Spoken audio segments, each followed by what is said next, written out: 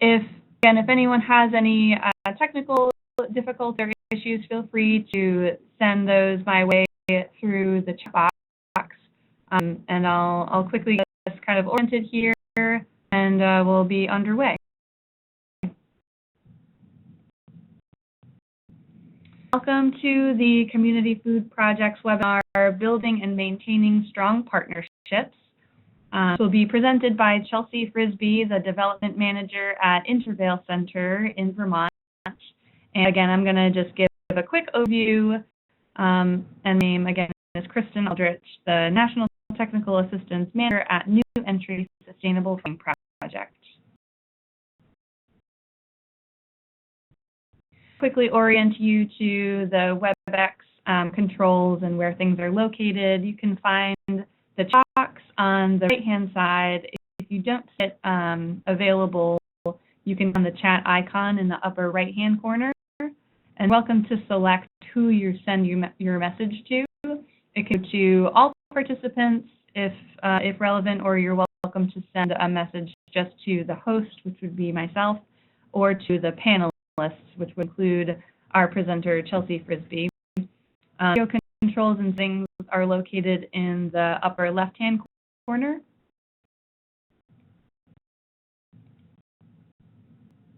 Overview our agenda. I'll be talking briefly about New Entry Sustainable Farming Project and who we are. I'll talk quickly about the Community Food Projects, and over to Chelsea to talk about building and maintaining strong partnerships.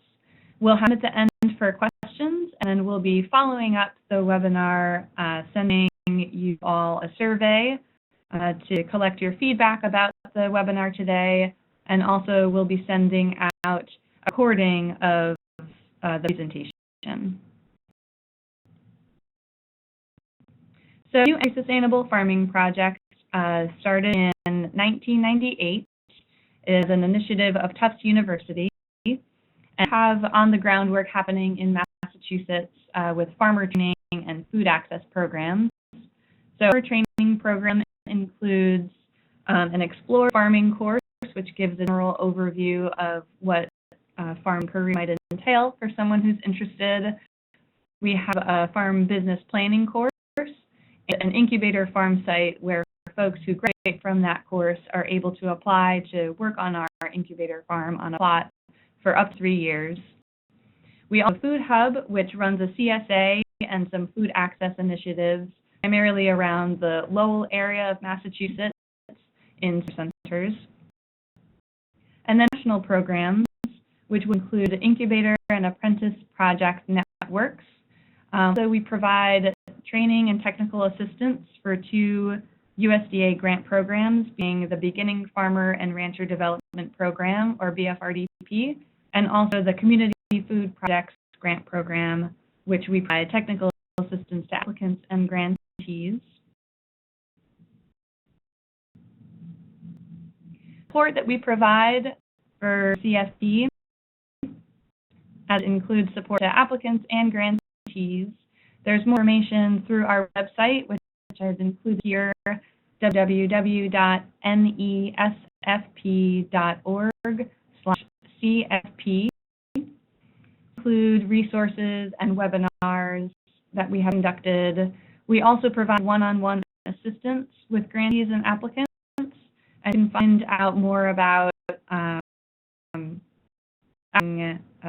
that technical assistance on one basis through our website. We have an intake form there, so you're welcome to submit any questions you may have about your grant or about the application process. And you can always also reach out to me directly at kristen.aldrich@tufts.edu. And just more info about the Community Food Projects Competitive Grant Program. Is a program of USDA's National Institute of Food and Agriculture. The program started in '96 to hunger and promote self-sufficiency in low-income communities. Primary goals are listed here, include meeting the food needs of low-income individuals, increasing the self-reliance of communities in providing for the food needs of those communities, comprehensive responses to local food access, farm, and nutrition issues, and meeting specific state, local, or neighborhood food and agricultural needs. I do want to quickly mention that it does look like they are on track to open the RFP again this coming fall. In years past, the RFP for the Community Food Project program has been open sometime around mid-October, so it looks like it will be similar timing, though I don't have more specifics for that. Quick overview, I want to go ahead and turn it over to Chelsea Frisbee with Intervale Center. Great. So my goal is just to take the next 10 minutes and give you a little bit of an overview of the Intervale Center, just so that when I am talking about our partnerships and sort of what we've learned over the years from those, you have some context for all of those different things. So just to start, I am the development manager at the Intervale Center. I work as part of a 4-person fundraising and development team. There's 20 of us on staff total at the nonprofit. And I've been here 5 years, and a lot of what I do is really work with partnerships. So I'm going to go over sort of how we break out our partnerships. A lot of what I'm working on is our funding partnerships, obviously, but also looking a little bit at sort of revenue partnerships we have, and then definitely the impact partnerships. So this is something that's on a regular basis for sure, and just really glad to be here with all of you. I think we're going to take questions at the end, but if you do have anything that comes up, feel free to shoot a chat over. I'll just start by giving you some overview of the Intervale Center. So we're about 30 years old. We are an agricultural nonprofit based in Burlington, Vermont, and this is a sort of an overlay map of Burlington, and where the Intervale is at the north end of town, that green space sort of in between the blue part of the city and the river. We manage about 350 acres of land there. So we're a place-based organization with a statewide reach. For 30 years we've been pioneering agricultural innovation in terms of CSA, composting back in the 90s, farm incubation, food hubs. One thing ingrained in our mission is being a model for other similar organizations around the country, sharing our lessons over the last 30 years wherever possible. So Arden, as an organization, we really see food as being this powerful thing that can transform the world. So we're really trying to change the food system. That's our mission, to strengthen community food systems from one that is degrading, anonymous, and industrial to one that's restorative and familiar and human scale. Thus, we sort of break our mission down into 3 different parts: farms, land, and people. So on the side, our goal is really to try and make it easier for farmers to make a living, to enhance the viability, the economic viability of farming. And so we run an incubator program. We work statewide with farms doing technical assistance and business planning, are really trying to develop new markets for farms, whether you're a brand new farm or have been in for decades, trying to grow sort of just the general market for farms and enterprises in Vermont. We, at the same time as we talk about farming all the time, we also are really committed to conservation and making sure that agriculture, something that Vermont is well known for, isn't negative impact on our land and water resources. So we run a native trees nursery. We grow up 30,000 native trees every year, and those get planted all throughout the state on conservation projects to improve water quality. So we have Lake Champlain, which is right next to us here in Burlington, and it's polluted about 38% of the phosphorus load that comes into the lake is because of agricultural runoff. So we're trying to attack the problem really by stabilizing stream banks and creating buffers in between agricultural land and waterways.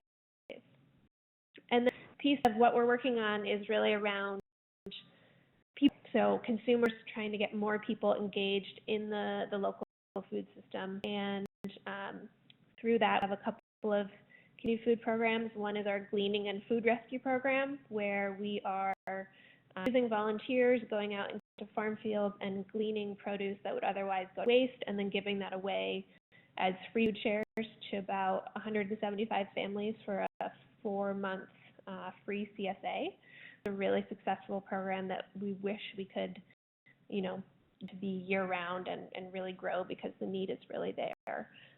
We also have a food hub, which runs out of the same facility as our Gleaning and Food Rescue program, and that is similar to a multi-farm CSA. We're working with about 30 different producers who ship their products to us, everything from milk, yogurt, cheese, vegetables, meat, maple blueberries, anything that's grown in Vermont.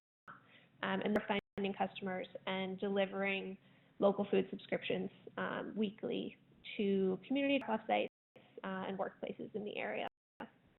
So those two sort of make the community food program do. We also really try to use, make it fun. You can go on a pedestal and talk about why local food is better for everything. But we found that one thing that's really successful is sort of having parties and having people taste the freshness of a tomato that was just picked, or a burger that was, grown by a Vermont farmer. So this photo here of the happy people, that's at Somerville, which is our summer event series that happens. It's really one of our ways that really are strategies for partnerships, and one that's really successful, and I'll get into it a little bit. And, we've been around for 30 years. We started in 1988, and I think one of the themes that you'll hear me talk about is long relationships. And that's really the key to maintaining these different types of really important partnerships that allow us to impact and really do more throughout the whole state of Vermont. So that's, I think, been part of our organization's makeup over 30 years. This is Will Rapp, who founded the Intervale Center in the 80s. He came to this place, this floodplain that was basically abandoned. There was a junkyard. You can see some junk car down here. And he got to work and rolled up his sleeves and was tears, but he didn't do it alone. He got the city very involved in sort of transforming this land into what is today, bringing farming back to the Intervale. He obviously had to funding to make this happen as well. He started his own company, Arden Supply Company, which has become very successful. So they were at the beginnings of the Intervale Center and helped with that initial funding, but he also worked with places like Ben & Jerry's and other companies in Burlington to really start this he had. So right from the beginning, the partnerships were here. To give you a brief overview of what our funding structure looks like, I think sometimes we have a unique structure in that we get about half of our revenue from the sale of goods and services, so through food that we sell, through the food hub, through land rent. We rent to about 10 different farmers, so that's rent into our budget.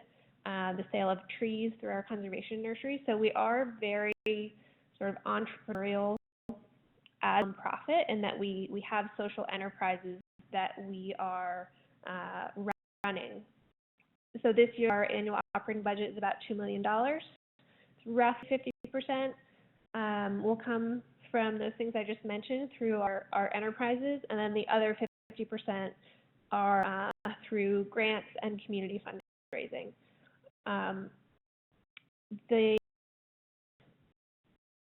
Has been important for our organization we've grown, grants and community funding side of things is seeing development and seeing fundraising as a program of the organization. That's not separate. It's not, important than any of our programming. It has equal weight in terms of the sort of capacity invest in that specific program, because that impacts, all of our other programming. So we talk about this culture of philanthropy, and this is from Beyond Fundraising by Cynthia Gibson. I'm just going to read it because I think it's really important. A culture of philanthropy is one in which everyone, board, staff, and executive director, has a part to play in raising resources for the organization. It's about relationships, not just money.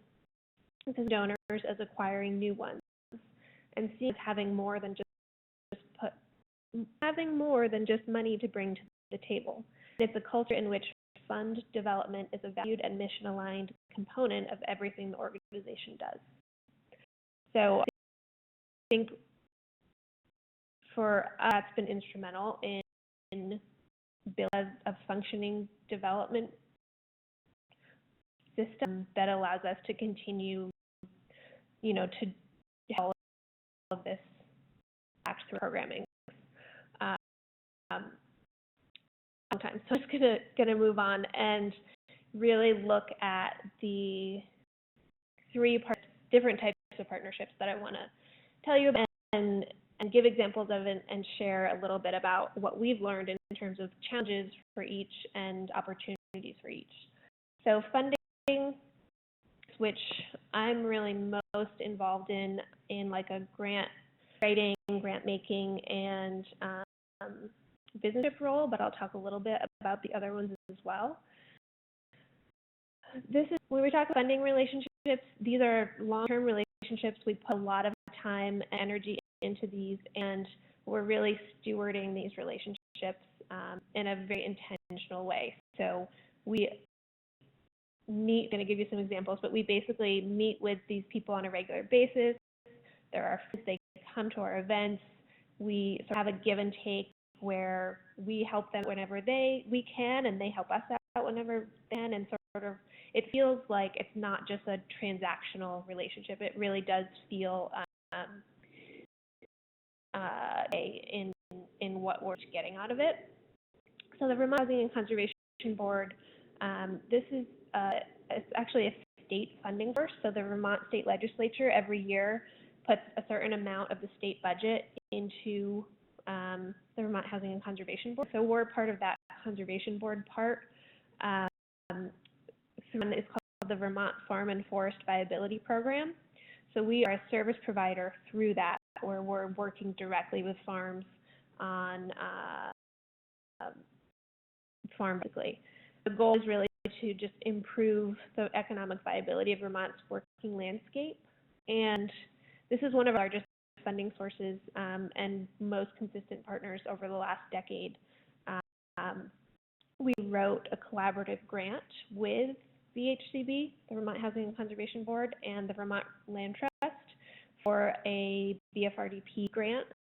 And it's just an example of, we haven't heard if we've gotten the funding yet, but it's a grant, it's like $750,000, which we're a small organization and would have admitted that on our own. But using these partners and sort of thinking creatively, we've been able to, I think, expand our impact, and hopefully we'll get this grant and be able to do stuff. It was a grant we put together to develop and implement land access services for beginning farmers, which is something that we all do already. Us and these two other partners, we work on this together all the time, but we had never actually applied for a grant together. And part of the goal of the grant will be to really solidify the relationships that we have and be able to share out the lessons that we learned sort of in this collaborative process with people throughout the country. So we'll see how it goes. Fish and Wildlife is another funding partnership that we have sort of at that bigger level. This is actually by federal federal funding that we get, and so it's actually a staff position that is shared. It's funded through the U.S. Fish and Wildlife, and then it's actually housed in their offices, but they work with us on riparian restoration projects and sort of to our ag development services doing water quality work on farms. So it's a big partnership, but it's one that allows us to work together on projects that would otherwise not get funded. But as together, we're able to make that happen together. Business partnership program, I work really closely on. We basically raise about $100,000 every year through business partners, and that's mostly through sponsorship. So I mentioned Somerville earlier. That's our week, basically just every Thursday in July and August, we have a small food and music festival, and we raise about $7 through sponsorships for that event, $3,000 and $15,000 level, and also vendors who are donating a percentage of proceeds back to us from the event. So this is a neat way to do it because we're raising money, but we're also creating, it is still mission aligned, so we're creating a local food sort of celebratory experience for, we'll have like 1,000 people come down on a sunny night. Really joyful and celebratory, and is local products and supporting local farmers, and really giving people at the same time. So that's been going on for about 15 years. It started really small as like some community getting together for pizza and beer on a Thursday night, and it has grown over the years, and we've invested a lot of time into making it what it is today. Our business partner program that's been really successful is in corporate volunteers. So we have a number of groups that we work with, like Ben & Jerry's,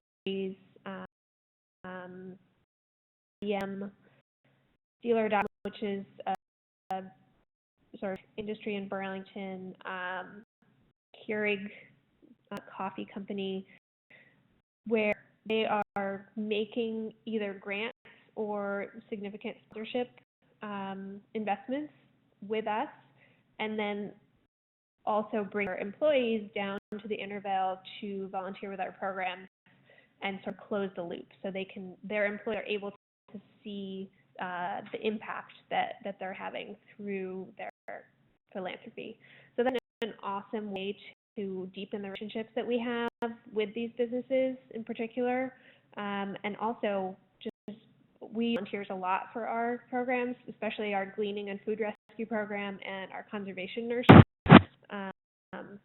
and found that it gives not just sort of the leadership that we're working with at these businesses a positive experience, but they get to go back to work and sit at lunch with 15 of their employees who got to plant a tree or were harvesting carrots and had never done that before, and it's created this really positive experience for everyone, and we've found it helps deepen the relationship and keep bringing them back year after year. Successful one as well. The Farm to Plate network is it's based on a food system plan that is being implemented statewide, and the goal is to increase economic development and jobs in the farm and food sector. And we are involved in a number of ways, but most recently in a collaborative project. We just received funding for a project. This has been sort of for 3 years, I think, and help us identify best management practices for the grass-fed beef industry. And it's, again, there's 5 different partners involved. It's UVM Extension, the Vermont Housing and Conservation Board, which I mentioned before, a couple of independent contractors, and I think it's like a $35,000 project, but it wouldn't if it was just us on our own. It's one of those, I think we see more and more where it's more appealing to have multiple people working on something because they're bringing their expertise and can bring a lot to the table and sort of make the whole greater than the parts. That's just an example that I think we just found out this week was funded and that we're really excited about. One of the opportunities that we see with partnerships like these is that it really allows us to increase impact, helping us meet our budget goals and at a base just fund our programs. We've found that it can often lead to more opportunities. So, like talking about with the Vermont Housing and Conservation Board, we've been working with them for I think at least a decade and grew that relationship. And now it's got to the point where they'll call us and say, "Hey, we're going to figure out what to do with this new pool of money or with this idea of this, our grant we want to write. Do you guys want to get in on it?" And so it really evolved in a way that I think has been positive in terms of what we can accomplish together. At the challenges of a lot of these funding relationships are that they take a lot of time and energy and staff capacity. And we have always had the development function that we do or an executive director that we do been able to put the energy necessary into maintaining these relationships. So I think that's really the big challenge and help to have time to let those build. I'm going to move our sort of revenue partnerships. So these are much more traditional sort of sales or transactional relationships, but they have a community element to them that I think makes them really different. So as I mentioned, we land to about 10 farms here on our land base. They're all independent farms of us. They're be a tenant-landlord relationship with them, but there's a lot of part of the same community. People will say, "Oh yeah, the Intervale," and they could mean the nonprofit. They could mean one of the farms. There's a lot of just branding that's mixed up between our businesses, and so they become really important partnerships to maintain and sort of foster and make sure that we're taking care of. Farms, we work with different producers who sell their products to the food hub, so that's generating revenue for us, and so helping to spread the impact. So we're developing market for farms. We're working collaboratively with them to sort of further this shared goal of trying to increase local food consumption and provide a good market back for the farms. This requires a lot of really great communication. So, we're trying to figure out who's selling vegetables to us at which time of the year. And we've found, especially when we're doing something new. So a couple years ago, we had outgrown the space that we were in and needed to move into a new facility. And so we did a big capital campaign, fundraising to build that facility. And we had to make sure that we had buy-in from all the farms who were there to sort of grow with us as we grew as an enterprise. Once we have grown the food hub, or at least changed the food hub, it's through a relationship that we have with University of Vermont Dining Services and Sodexo. This is one of the relationships that we've been working on for a decade and has actually involved us building this new food facility so that it could be approved as a Sodexo vendor. And so the only wholesale account as a food hub, and we sell about, I think it's between $50,000 and $7,000 worth of produce to them every year. So it's not a huge amount, but invested, as I said, 10 years in this relationship. And so we are working with their leadership and their chefs to kind of their system, which they're used to next day delivery when they order vegetables, to our system, which we need at least 2 days because we need to put them and have them deliver it to us, and then we deliver it up to the college. And it's that we hope will continue and will sort of continue to pan out, but that is there's a lot of investment there for a whole lot of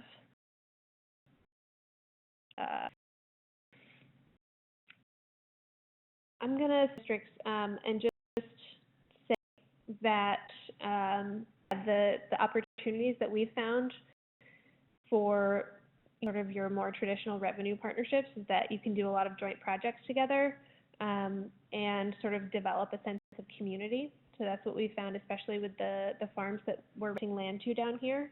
And that challenges are, it's sometimes hard to make decisions together when you have multiple players who have similar but slightly different interests at hand. So right now we're trying to build a facility with a couple of the farms down here and our conservation nursery enterprise.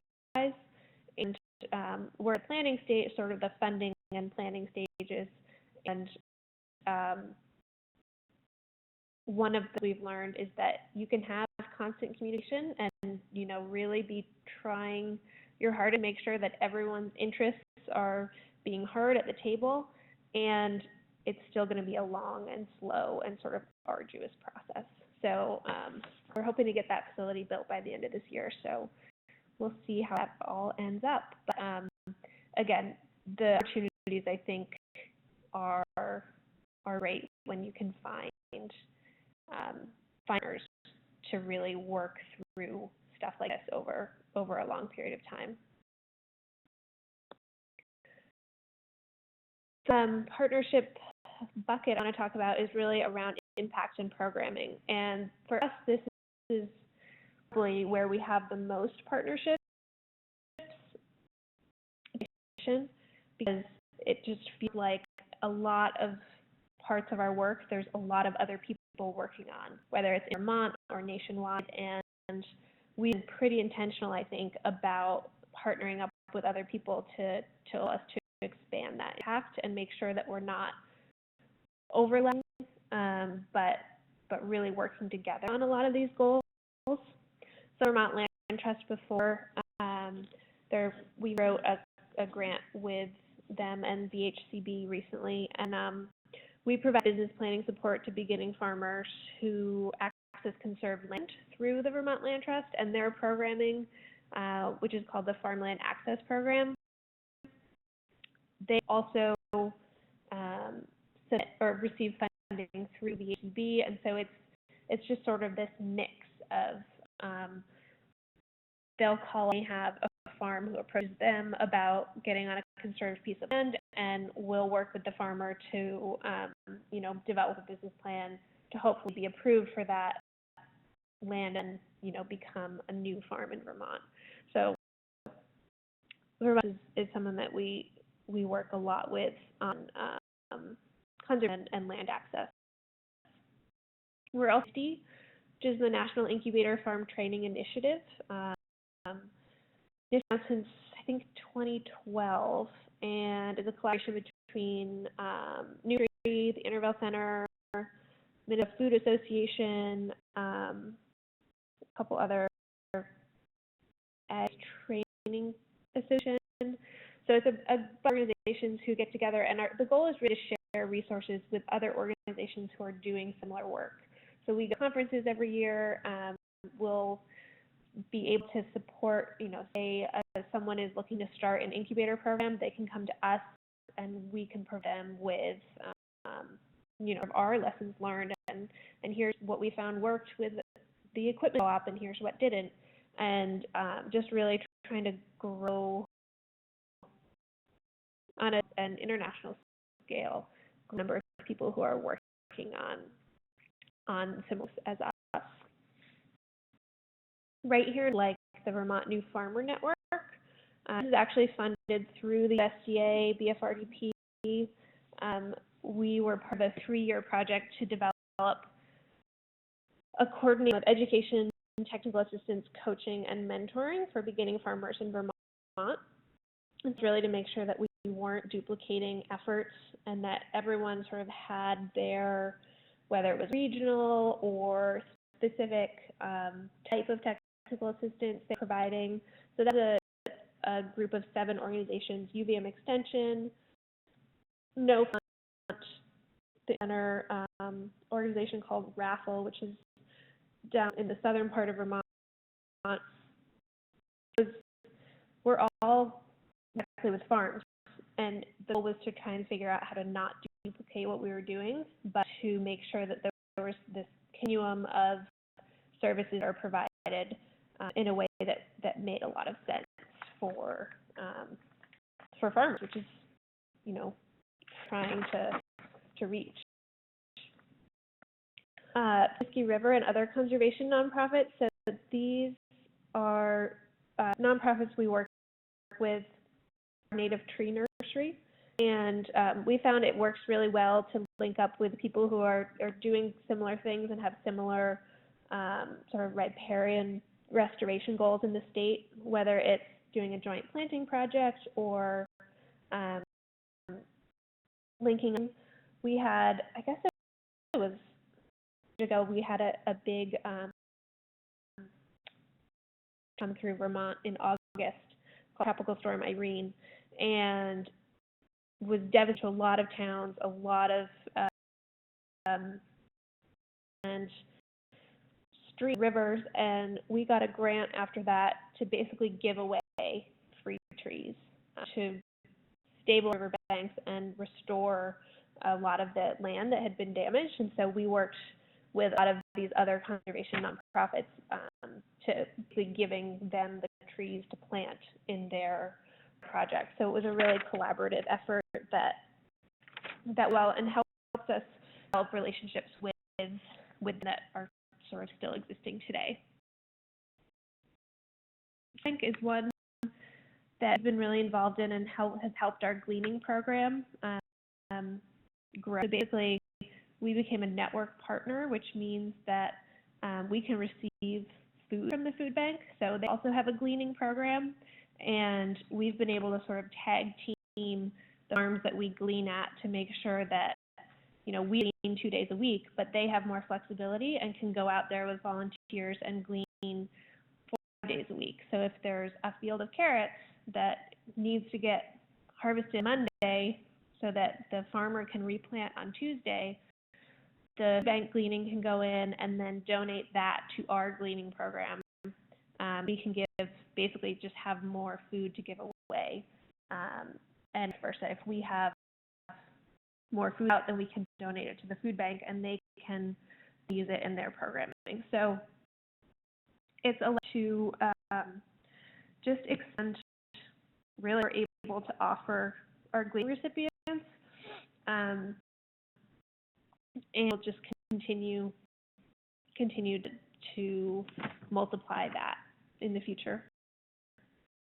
That's another with other hunger-based nonprofits in the Brown area. So Hunger Free Vermont is a local nonprofit. They're focused on alleviating hunger, and we partner with them on our food rescue program. We have a shared intern position, which is really nice to have an intern that gives like 2 different organizational perspectives, but also allows us to work together more closely. We do cross-marketing and outreach to help get gleaning recipients signed up for our programs, and then they'll actually come to our gleaning pickup days and be providing our with additional resources of where they can find free and or low-cost vegetables in other parts of Vermont. Then finally, City Market. This is our local co-op, and this is one of the relationships that we have, and it's faceted. So it works well because our mission is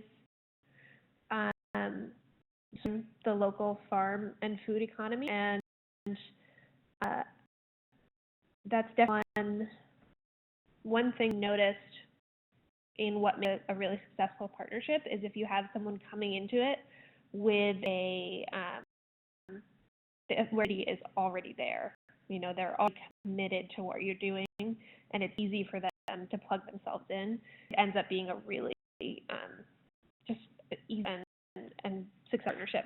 So with City Market, we for about 4 years now, we've co-hosted a quarterly panel discussion that we put out for the community and we're basically exploring a local hot food topic. So what we just did was on local grains. We've industry in Vermont. We've looked at climate change and how it affects farming. It's basically just a free community event that allows us to get together and to talk about these things. City of our top business partners in terms of sponsorship funding, and we've received grants from them as well. They have a program where they take it's called Rally for Change. They allow people to round up at the register, and then they give that away as small grants to community partners in the. They also have a really great member worker program that allows the members to volunteer for their community partners and get a discount at the co-op. So we have just limited volunteers. Whenever we need people, we just City Market and say, hey, can you put this out to your members? And then we'll have, they'll come and help us plant trees or clean vegetables or whatever it is that we're doing. And that's as a nice way. It feels like a give and take. It feels like a two-way street.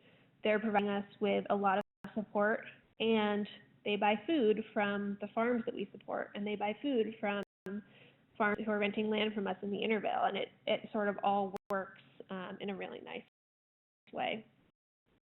Thing also found that really helps with partnerships is having board members on our who are involved in them. We've had someone from City Market been on our board for a decade, and that's really helped solidify that relationship and just provide some continuity and support at a higher level.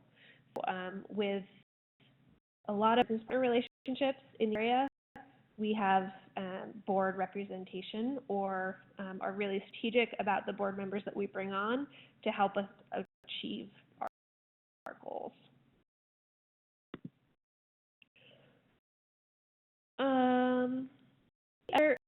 So a couple of things that, just to go back quickly to partnerships, obviously the opportunities with that is that we can expand our impact and better carry out our mission. And the challenges are that these are often complex relationships, take a lot of time, and again, you need to have staff capacity to be able to carry them out.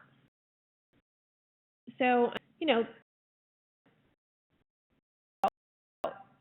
the interest partnerships and what we've learned over the years, they're really complex, and they require commitment and patience and creativity and good communication in order to be successful.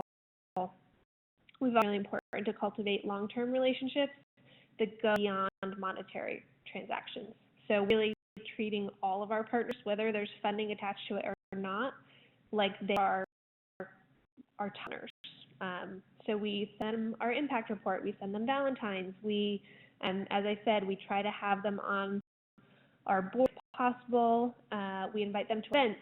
We have a donor appreciation event every year that we invite most of our partners to, where it's appropriate, and are just trying to let the impact of the partnership as much as possible. And we also really want to celebrate the accomplishments. So as I said, we like to throw parties. We have Summerville, which is our summer event series. We have Winterville, which is in the winter. We invite partners to that, and we've just found that if you can create experiences with people as well, it can lead to really positive outcomes. Answer any questions.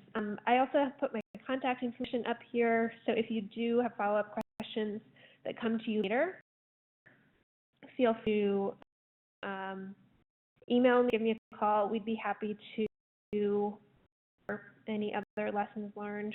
Or if you have specific questions about different types of partnerships, it might make more sense for one of our program staff to answer. I'd be happy to do that as well.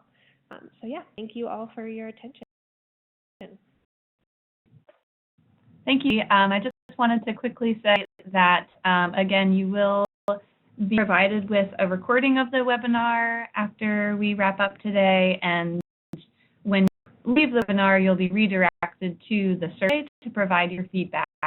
So I really appreciate any input that you can provide about your experience today for the presentation. Again, as Chelsea mentioned, we are open to taking any questions now. Feel free to unmute yourself and ask your question, or you're also welcome to just chat it into the chat box, and we'll be monitoring that to hopefully answer any questions that are out there. One question to start. Chelsea, you don't mind maybe talking a little bit about the initial steps you might take when you're first engaging with a new partner? What does that look like? So I will often, I'm trying so many different partnerships, say I'm approaching a business in the area about starting. I will try to get an in-person meeting.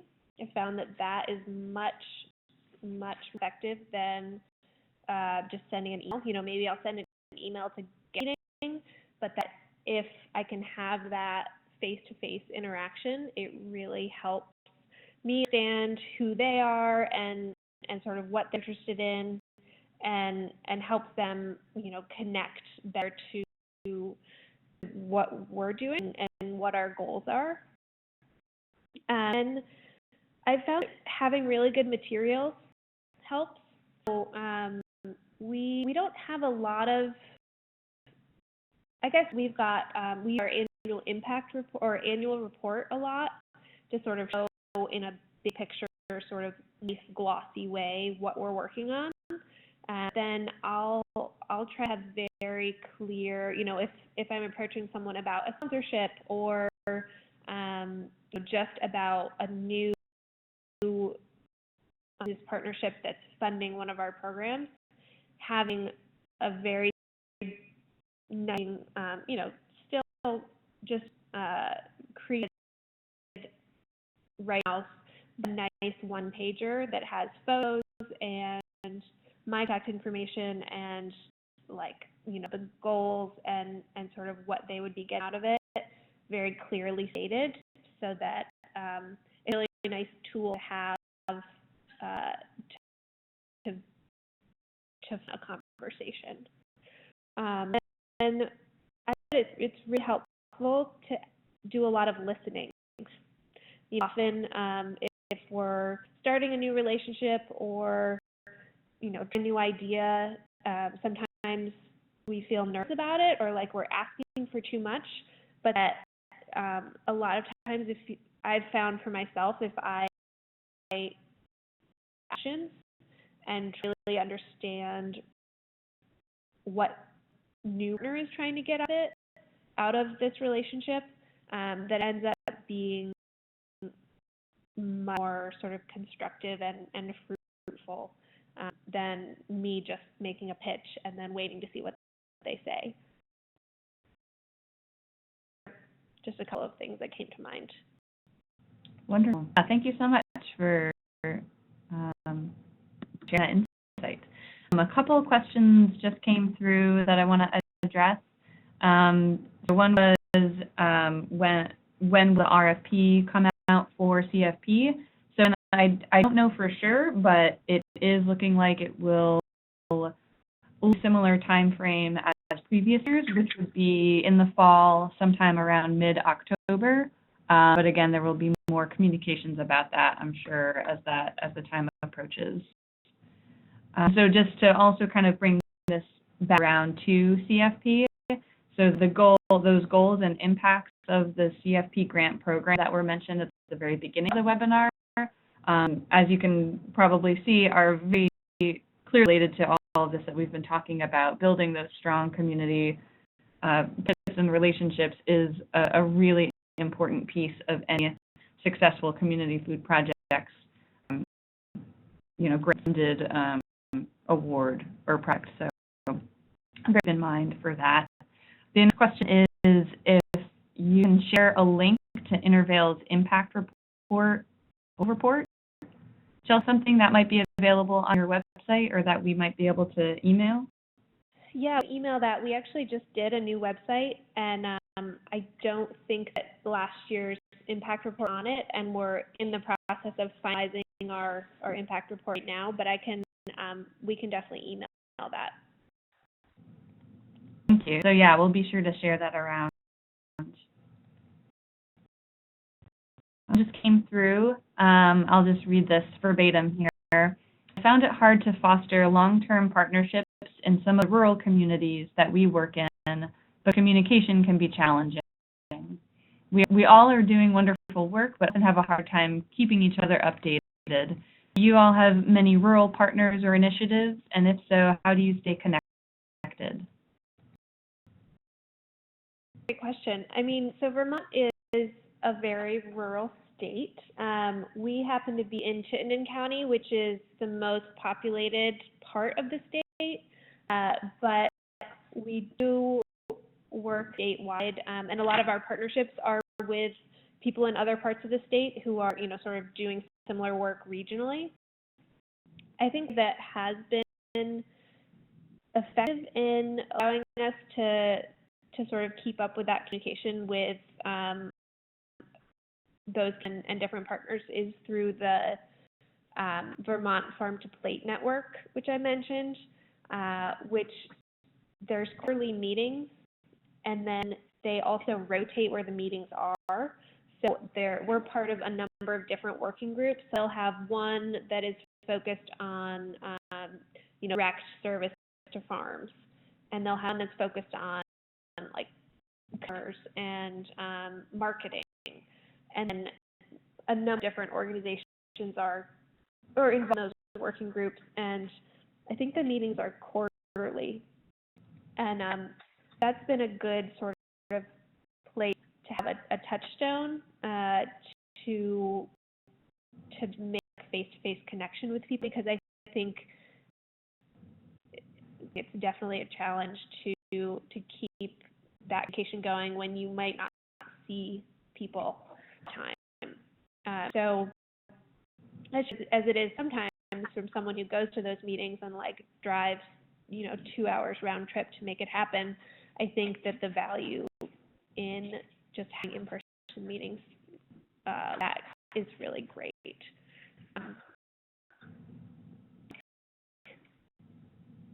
That's what I got for that one. Sure. Well, thank you. A question came through here. I work for a hunger relief center with a new title of Sustainability and Strategic Partnerships and part of the development team. It's an ongoing struggle for me to justify participation in collaborative efforts when there is no money resulting from them, such as being advocacy. I need to better identify measurable deliverables. Any insight on how to do this? Good question. And it's hard because a lot of those benefits of collaborating aren't immediate, which might not help if you're trying to make that case for why you should be spending time on it. But I think it's important to have sort of frame it within that bigger picture view. I mean, a lot of the bigger fund relationships that I was talking about are literally ones that we've been involved in for 10 to 15 years. So I think almost deferred deliverable, if you can frame it that way, that looking beyond like the 1 year budget cycle to what we want, what would want your organization to be in 10 years and how to get there. I think really the only advice that I can give to make the case for a bigger, longer picture view of what you're trying to create. That makes sense. Have that long-term view can be, I understand the challenge of justifying it, but it doesn't seem to be so, beneficial in the long term. So,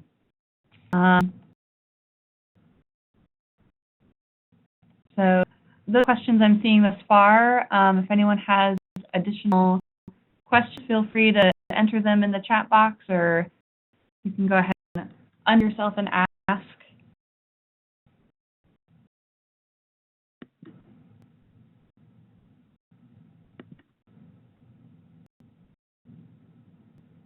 We'll be sending in a follow-up email here with a recording of the webinar and also that survey to get your feedback and input.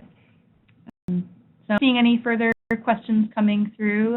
So feel free to, again, Chelsea has included her email and contact information. You can also feel free to follow up with me, Kristen, New Entry Sustainable Farming Project.